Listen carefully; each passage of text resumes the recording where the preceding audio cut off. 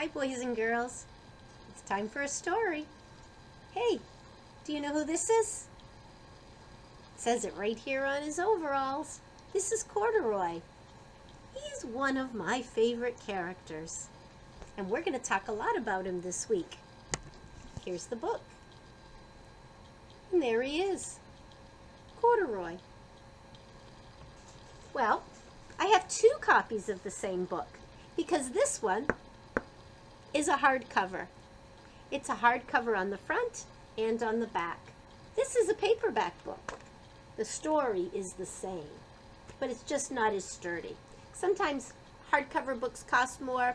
Sometimes you see them in libraries so that they'll last longer, but they're the same story. These are the front covers, and here's the back covers. That part is a little bit different, but the inside is the same.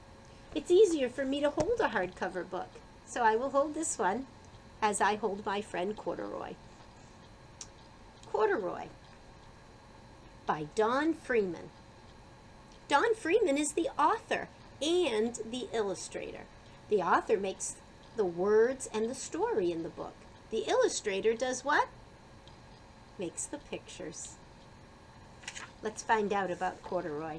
He's a great little character. Corduroy. Corduroy.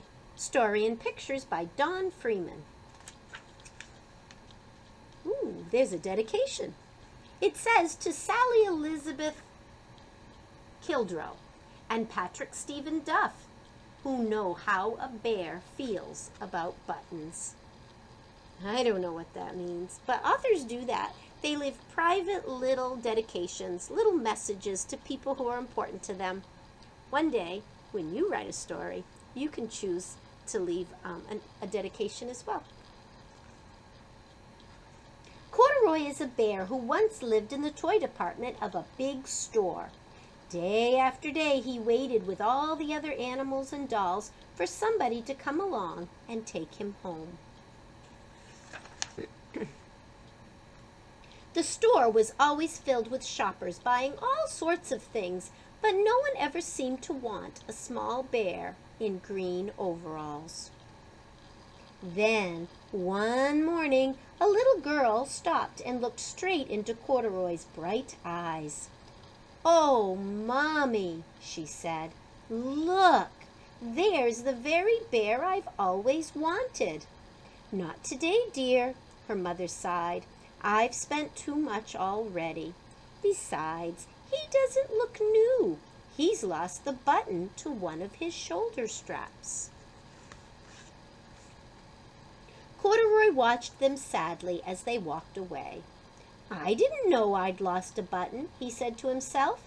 "Tonight I'll go and see if I can find one."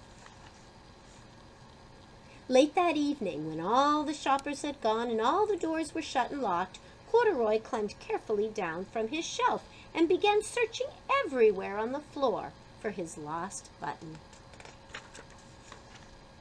Suddenly, he felt the floor moving under him. Quite by accident, he had stepped onto an escalator, and up he went. Could this be a mountain? He wondered.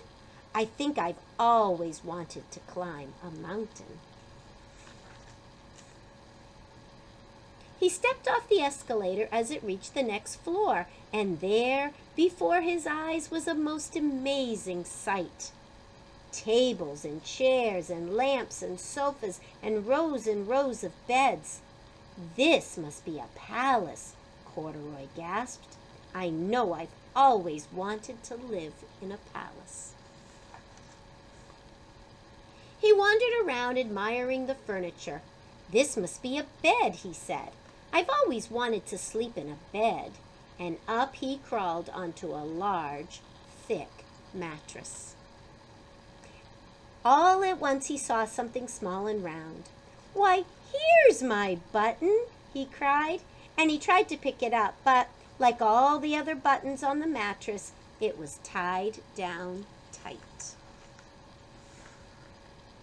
He yanked and pulled with both paws until pop! Off came the button, and off the mattress Corduroy toppled. bang, into a tall floor lamp. Over it fell with a crash. Corduroy didn't know it, but there was someone else awake in the store. The night watchman was going his rounds on the floor above. When he heard the crash, he came dashing down the escalator. "Now who in the world did that?" he exclaimed. "Somebody must be hiding around here." He flashed his light under and over sofas and beds until he came to the biggest bed of all, and there he saw 2 fuzzy brown ears sticking up from under the covers. "Hello," he said. "How did you get upstairs?" The watchman tucked Corduroy under his arm and carried him down the escalator and set him on the shelf in the toy department with the other animals and dolls. Corduroy was just waking up when the first customers came into the store in the morning, and there, looking at him with a wide, warm smile, was the same little girl he'd seen only the day before. "I'm Lisa," she said, "and you're going to be my very own bear. Last night I counted what I've saved in my piggy bank, and my mother said I could bring you home." "Shall I put him in a box for you?" the saleslady asked. "Oh, no, thank you," Lisa answered, and she carried Corduroy home in her arms. She ran all the way up 4 flights of stairs into her family's apartment and straight to her own room. Corduroy blinked. There was a chair and a chest of drawers, and alongside a girl-sized bed stood a little bed, just the right size for him. The room was small, nothing like that enormous palace in the department store. "This must be home," he said. "I know, I've always wanted a home." Lisa sat down with Corduroy on her lap and began to sew a button on his overalls. "I like you the way you are," she said, "but you'll be more comfortable with your shoulder strap fastened." "You must be a friend," said Corduroy. "I've always wanted a friend." "Me too," said Lisa, and she gave him a big hug. Maybe I'll give him a big hug. Do you have a teddy bear you really like? I've had this one a long time. He used to belong to my little boy. And then my little boy gave him to my little girl. And she couldn't say Corduroy, so she called him Quarter Boy, which is kind of stuck. I hope you enjoyed the book about Corduroy, and I hope it made you think about your bear and how important it is to you. And we'll talk a lot about bears this week. Have a great evening, boys and girls, and I'll see you in the morning.